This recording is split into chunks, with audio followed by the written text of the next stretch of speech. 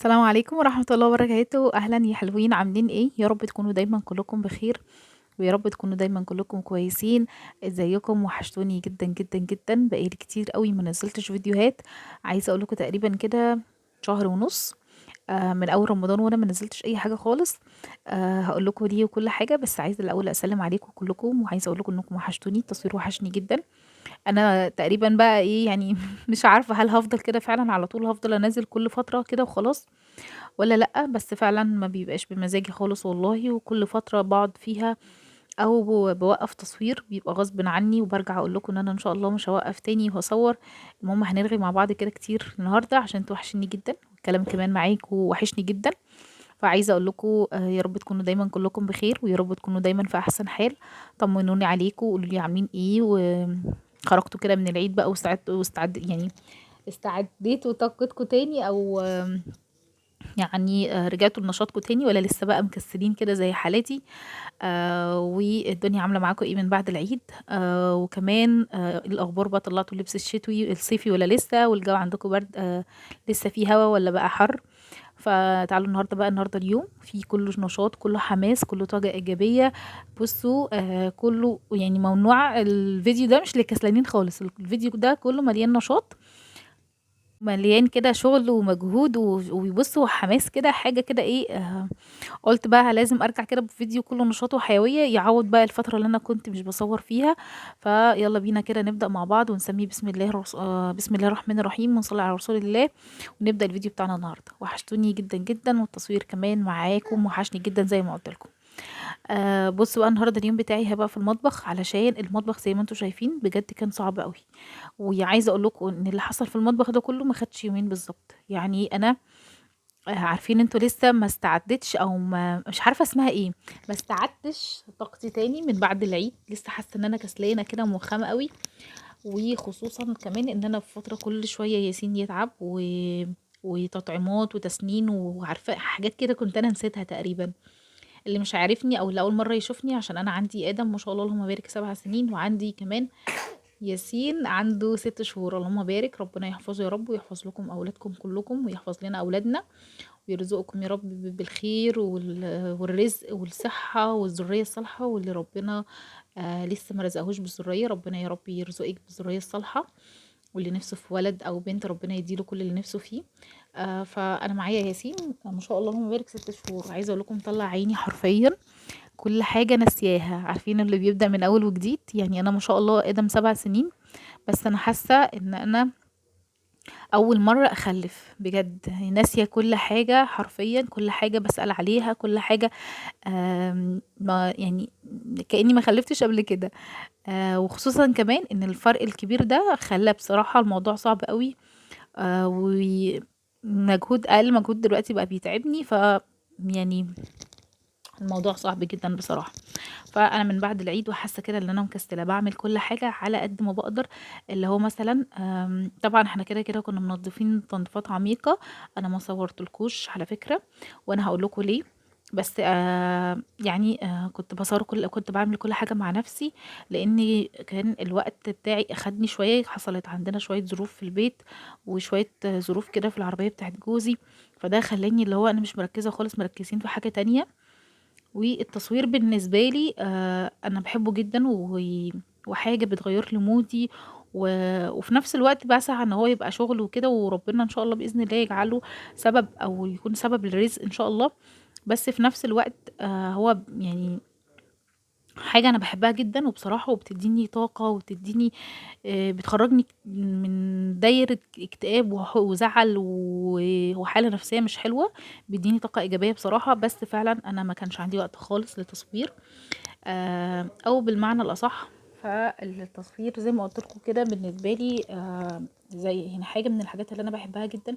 بس في نفس الوقت في أولويات، وأنا اللي عندي الدنيا ملخبطة شوية من بعد الخلفة. الوقت مش ما بقاش ما باعملش كل حاجة براحتي، ما باعملش كل حاجة في الوقت اللي أنا عايزة باعمله. وطبعًا اللي معاهم أطفال صغيرة زيي عارفين أوي وفاهمين أوي الحتة اللي أنا باتكلم فيها. خصوصًا كمان إن آدم وياسين سنهم مختلف تمامًا عن بعض، يعني ياسين ما شاء الله 6 شهور وآدم 7 سنين، فاحتياجاتهم مش واحدة، انشغال بيهم مش واحد. عايزه اقول لكم ان انا كل شويه بفصل الفويس اوفر اللي بسجله وبرجع تاني علشان ياسين. ربنا يبارك لي فيه يا رب ويحفظه ويحميه يا رب، اللهم امين. بصوا، فالسن بتاعهم مختلف خالص، فاحتياجاتهم مش واحده، طلباتهم مش واحده او متطلباتهم مش واحده خالص. آه يعني ده جهه وده جهه تانية. فالفكره بتاعت ان تجيبي اطفال من ورا سنهم قريب من بعض، على فكره دي ميزه وانا ما حسيتش بيها غير لما جربتها، وجربت فرق السن الكبير ما بينه وما بين اخوه. انا سبب تاخيري كان في الحمل التاني ده اسباب شخصيه، يعني مش عايزه اتكلم فيها دلوقتي.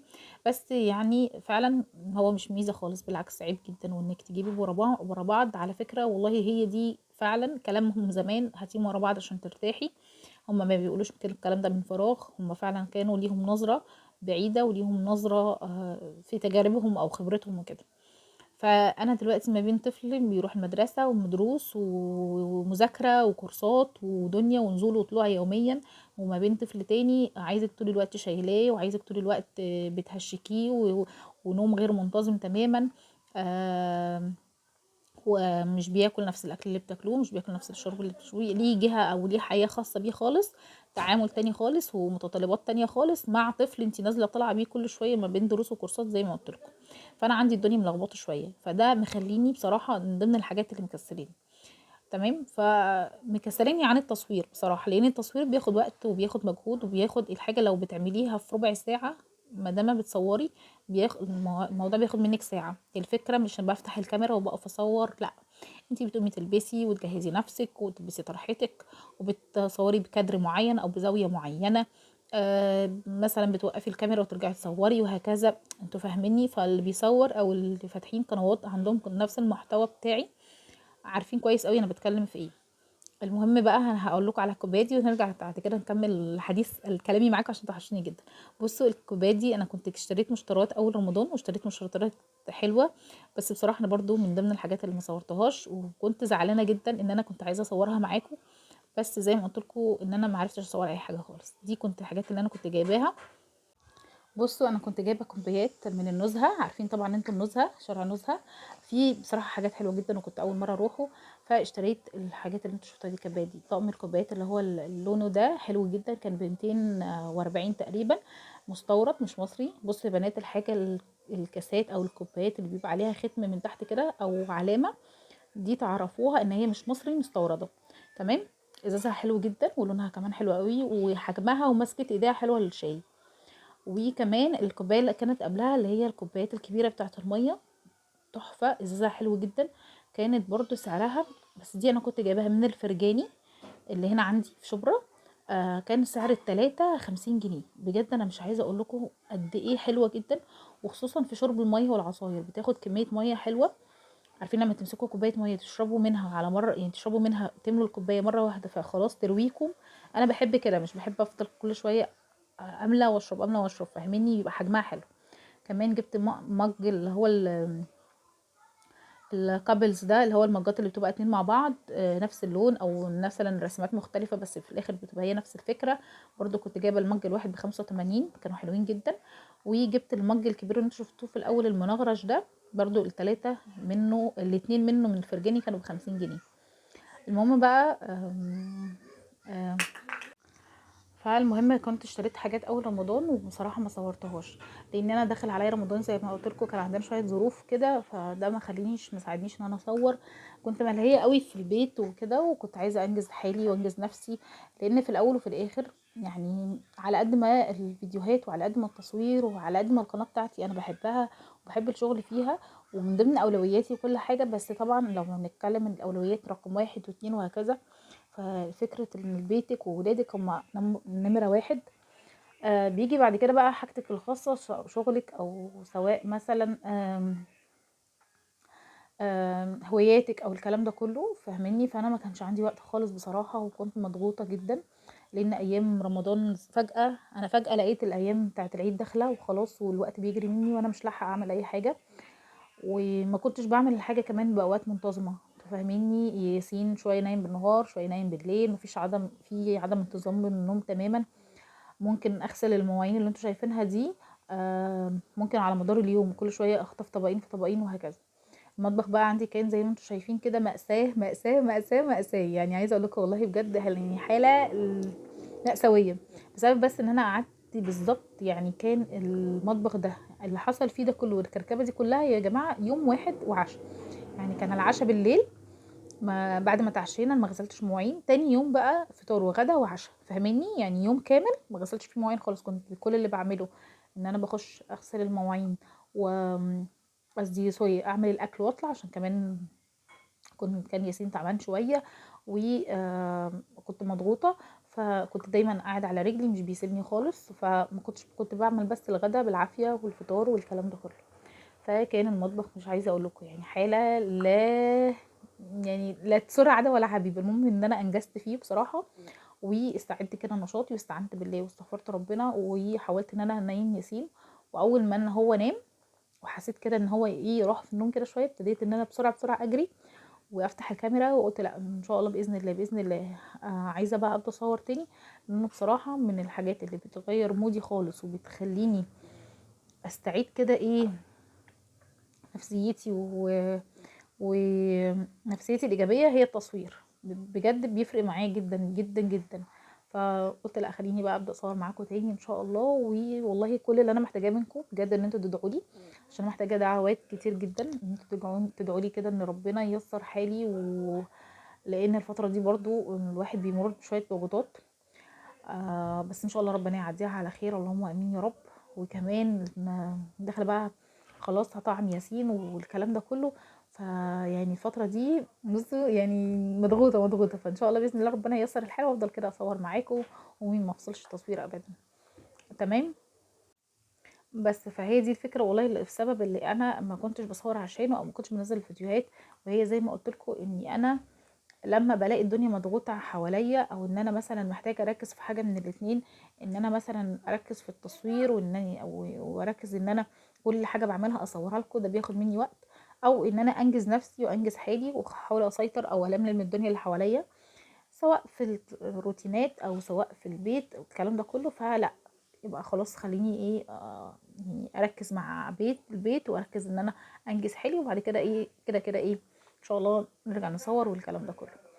عايزه اقول لكم على حاجه انا كنت بمر بيها الفتره اللي فاتت. عارفين المرحله اللي انا فيها دلوقتي اللي هي بتاعت ياسين، اللي هو 6 شهور دول او من اول ما اتولد، ربنا يحميه ويحفظه.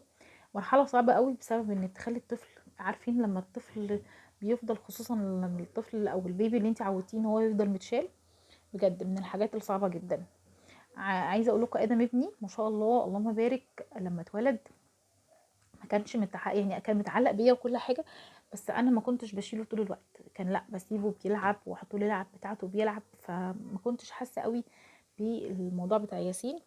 يمكن عشان ياسين جاي على شقه 7 سنين، فعايزه اقول لكم ان هو من اول ما اتولد ربنا يحميه يا رب واحنا على طول شايلينه، يعني على طول حاطينه على رجلينا، على طول شايلينه بنهشكه، او فاهميني؟ فاتعود على الشيل، فحته ان الطفل اتعود على الشيل دي، فانت خلاص كده انت مرتبطه بيه ارتباط غير طبيعي. طول ما هو حرفيا عينه مفتحه، طول ما هو صاحي فانا شايلاه، بعمل اكل وانا شايلاه يعني كل حاجه حرفيا وانا شايلاه. انا باكل وانا قاعده، وانا باكل قاعده شايلاه. سوري يعني مفيش حاجه بعملها غير وانا وياسين طول ما هو صاحي انا فاهميني؟ بالعافيه. لو مثلا ايه زي مثلا دلوقتي خلاص هو كان هو نايم، فانا وانا بعمل الغدا كان هو خلاص صحي، فاللي هو انا بالعافيه ماسكاه لاخوه، عشان برضو مش عايزه احمل كتير عليه علشان خاطر برضو ما يقعش منه او حاجه، فاللي هو انا بالعافيه بعمل الحاجه. فدي من الحاجات بصراحه اللي خلتني الفتره اللي فاتت برضو ان انا مكتئبه شويه. عارفين بقى اللي هو انا خلاص حاسه ايه ده، هو انا مش عارفه اعمل حاجه ليه؟ وما شاء الله اللهم بارك لما بشوف مثلا واتفرج على الفيديوهات من نفس المحتوى بتاعي والاقيهم اللهم بارك اللهم بارك، ربنا يا رب ييسر لكل الناس احوالهم وييسر لكم احوالكم كلكم جميعا. عارفين انتوا لما تبصي لحد ما شاء الله بيتقدم وبيعمل، انتوا بتغيروا الغيره الحلوه اللي انتوا فعلا عايزين تعملوا كده. لا انا طب انا ليه مش بعمل كده؟ هو انا ليه واقفه ليه ليه مش قادره اكمل، مع ان انا جوايا طاقه كبيره جدا وجوايا عندي طموح والله حلو جدا وكل حاجه وبسعى. بس الفكره ان في حاجات تانية مسؤوله مننا زي مثلا الاطفال وولادنا والكلام ده، فمن الحاجات اللي كل حاجه بتخلص. وفعلا لما ابتديت لقيت نفسي ان انا هستسلم فكره الاحباط والاكتئاب، وان انا خلاص كده خلاص حياتي هتخلص، وان انا كده مش عارفه اعمل اي حاجه، ومش عارفه اتقدم في حاجه، ومش عارفه احقق اي حاجه من اللي انا نفسي فيها، وانا هفضل كده. لا، فعلا كل حاجه بتخلص. يعني عايزه اقول لكم، اول ما ياسين اتولد الموضوع كان اصعب. دلوقتي برضو الموضوع صعب مش سهل، بس كل مدى بحس ان يمكن الحمل بيخف شويه كل مدى، فاهماني؟ فكل حاجه بتخلص، دي مرحله وهتخلص. زي مثلا ما شاء الله دلوقتي اللهم بارك ادم قبل ما اخلف ياسين كان في المرحله اللي دلوقتي هو طبعا محتاجني جنبه وكل حاجه، ودروس ومدرسه، ومحتاجه ان نركز معاه. بس في حاجات تانية اتغيرت، زي مثلا ان انا دلوقتي بعمل وقتها، يعني كنت بعمل كل حاجه براحتي، واتحرك وانزل براحتي واروح براحتي واعمل شغل بيتي وزي وقت ما انا عايزه. كان في حريه شويه، يعني ما كنتش بشيل واحط والكلام ده. ف اللي انا عايزه اقوله لكم، بص يمكن الكلام مش مترتب قوي، بس انا عايزه اقول لكم الصراحه حاجه، ان اي واحده او لو انت في مكاني وعندك طفل، وحاسه ان انت الطفل ده مأيدك قوي ومش مخليكي تاخدي بقى تحايلي نفسك فيه وطموحاتك، وكل اللي نفسك تعمليه مش عارفه تعمليه بسبب ان هو مأيد حركتك ومأيد مجهودك، لا، كل ده بيخلص على فكره. كل حاجه ليها وقتها، مفيش حاجه بتستمر، مفيش حاجه بتفضل زي ما هي. احنا بنكبر واطفالنا كمان بتكبر، والحمل اللي بيخف بيبقى المسؤوليات بتختلف. يعني مثلا مسؤوليتهم وهم صغيرين، يعني انا مجربه ده ومجربه ده. مثلا مسؤوليه مثلا ياسين دلوقتي كلها عباره عن مسؤوليه او مجهود بدني، ان انت شايله، ان انت ما بتناميش كويس، ان انت المجهود البدني اللي هو السن الصغير اللي هو البيبيهات معاكي، مثلا من اول ما يبتدي ان هو من ما دام ما راحش مدرسه يبقى كل المجهود بدني، انك بتجري ورا طفلك، بتجري وراه، بتلملمي وراه، بيبهدل حاجه، بتروقي. عايزه اقول لكم وانا بعمل البشاميل دلوقتي او انا بعمل صينيه المكرونه، عايزه اقول لكم ان انا كنت شايلاه، والله شايلاه على دراعي وبعمل بايدي التانية، فاهماني؟ كنتش عارفه اتحرك كويس، واحيانا كمان بحطه في الشياله. انا مصوره لكم فيديو وانا كنت حاطاه في الشياله وانا بروق، لان هو خلاص كانت قافشه معايا ان انا اشيله. فالمهم، فكل مرحلة وليها وقتها، ليها حلوها وليها مرها، بجد مفيش حاجة بتفضل دايما على حالها.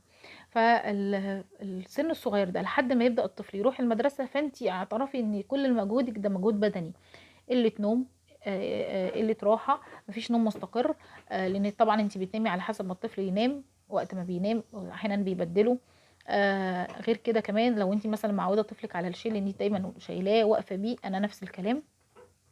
فده مجهود بدني، فاهماني؟ مش كل اللي عليه ما دام انت مثلا بياكل ويشرب وينام ويسوري يعمل الحمام بتاعه، هو ده، هو مش بيحتاج غير كده. تعبان شويه بتركزي مع ادويته، فاهماني؟ مفيش تركيز قوي ذهني في حته مثلا دروس ومدرسه وهنعمل ايه وهنروح فين وهناخد درس فين وهنجيب درجات قد ايه ومذاكرتنا فين، فاهماني؟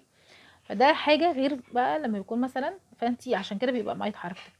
تعالوا بقى للسن التاني اللي هو من اول الدراسة، من اول مثلا 5 6 سنين، من قبل ما نقول بقى بنودي حضانات ونبدأ ندور على الدروس، ونهتم بقى بالمذاكرات والكورسات وهنعلم ايه وهنودي مدرسة ايه. ده بيبقى خلاص الطفل بيعمل كل حاجة لوحده، مثلا لو حطيتي له ياكل بياكل لوحده، بيروح المدرسة. بيبقى عندك وقت فراغ مثلا او وقت فاضي، الوقت اللي هو بتاع المدرسة ده ممكن تعملي مثلا فيه الحاجات اللي انت عايزة تعمليها لنفسك. ده بيبقى وقت حلو قوي برضو. خلاص بيخش تواليت لوحده، بيغير هدومه لوحده، فبيعتمد على نفسه، فاهمني؟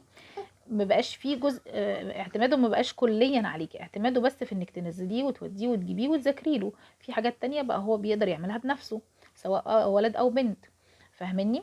فبيبدأ يخف الحمل عليكي شوية كمجهود بدني، لانك خلاص لا بتشيلي ولا بتحطي ولا بتغيري ولا بتأكلي ولا الكلام ده.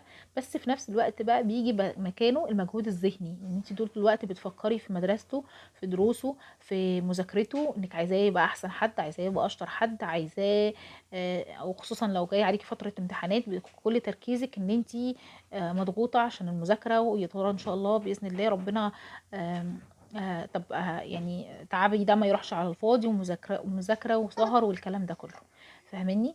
فاللي انا اكتشفته، لا، اللي هو كل مرحله ليها وقتها، كل مرحله وليها حلاوتها ومرها. فاللي احنا بتحاوليش تتعبي نفسك او تتعبي تفكيرك او تتعبي دماغك، لان كل حاجه هتخلص، مفيش حاجه بتفضل على حالها.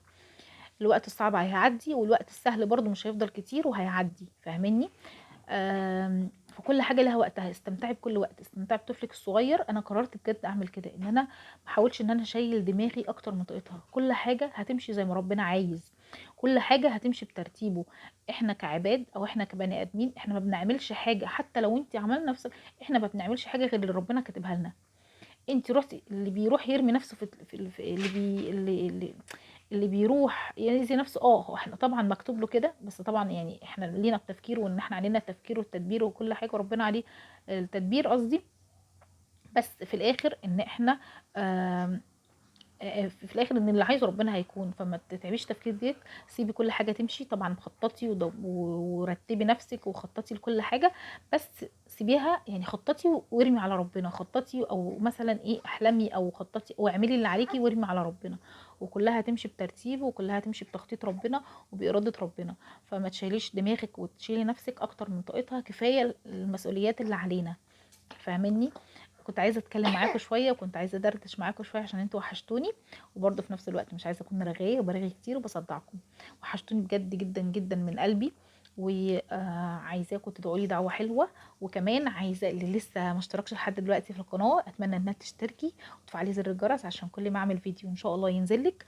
وكمان ما تنسينيش في اللايك الحلو، لايك منك بجد هيرفع الفيديو ويخلي الفيديوهات بتاعتي تتشاف، فما تستخسريش في اختك حبيبتك. لايك حلو كده منكم، ويا رب كده يسعدكم ويسعد قلوبكم ويريح قلوبكم ويرزقكم يا رب براحة البال والستر. واشوفكم على الف خير. مع السلامة، باي باي.